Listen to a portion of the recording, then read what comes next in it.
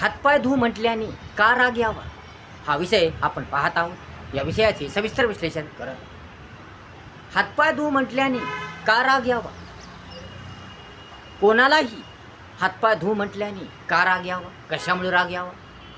का हातपाय धुणे चांगलं नाही, का स्वच्छ राहणे चांगलं नाही, का निर्मळ राहणे चांगलं नाही, का निर्मळ सुंदर राहणे चांगलं नाही, स्वतःच्या आरोग्याची काळजी घेणे चांगलं नाही, का सावधान राहणे सतर्क राहणे चांगलं नाही, या रोगजंतूपासून, या डासापासून, या कोणत्या रोगापासून सावधान राहणे सतर्क राहणे चांगलं नाही,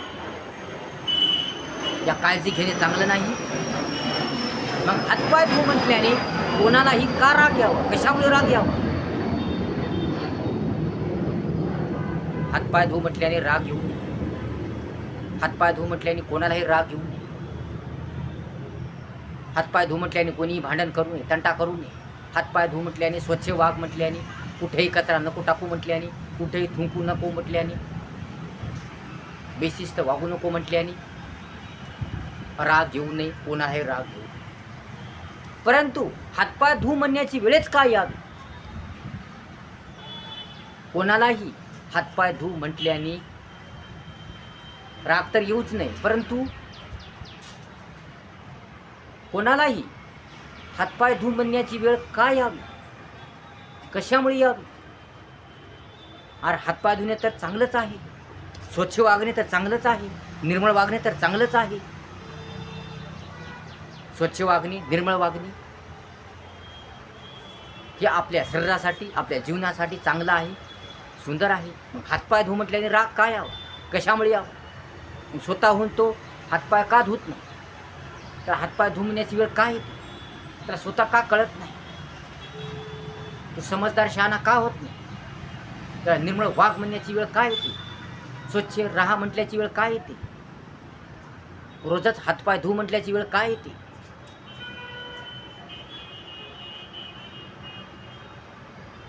स्वतःच्या शरीराची काळजी घे म्हटल्याने का राग येतो, स्वतःचं आरोग्य चांगलं ठेव म्हटल्याने का राग येतो, कशामुळे तो राग. हातपाय धू म्हटल्याने राग येऊ नये, कोणालाही राग येऊ नये. कारण जर हातपाय स्वच्छ धुतले नाही, बाहेरून आल्यावर जर आपण हातपाय स्वच्छ धुतले नाही, हात पाय तोंड स्वच्छ धुतले नाही, स्वच्छता ठेवली नाही, निर्मळपणा ठेवला नाही, तर हातपाय स्वच्छ न धुता, हातपाय निर्मळ न धुता, या हातपाय न धुता, हातपाय तोंड न धुता, स्वच्छ न वागता आपण डायरेक्ट सरळ घरात गेलो, तसंच जेवण केलं,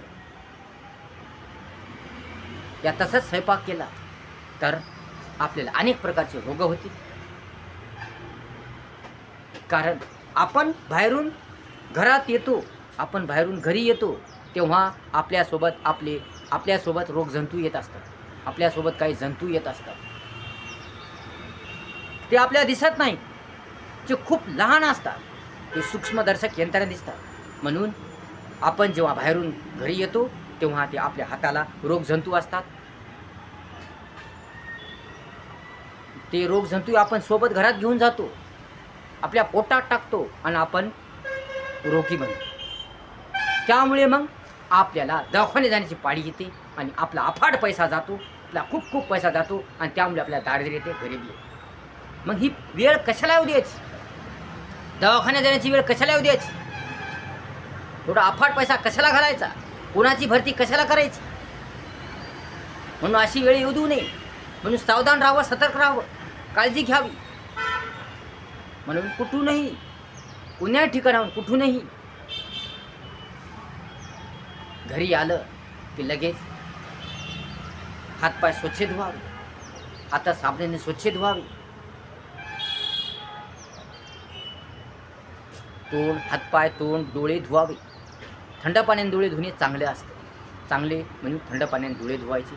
बाहेरून आले की डोळे, तोंड, हात पाय स्वच्छ धुवायचे आणि स्वच्छ धुतल्यानंतर तेव्हाच घरात जायचं. ते निर्मळपणा असतो, सुंदरपणा असतो. मग आपल्या हाती रोगजंतू नसतात, मग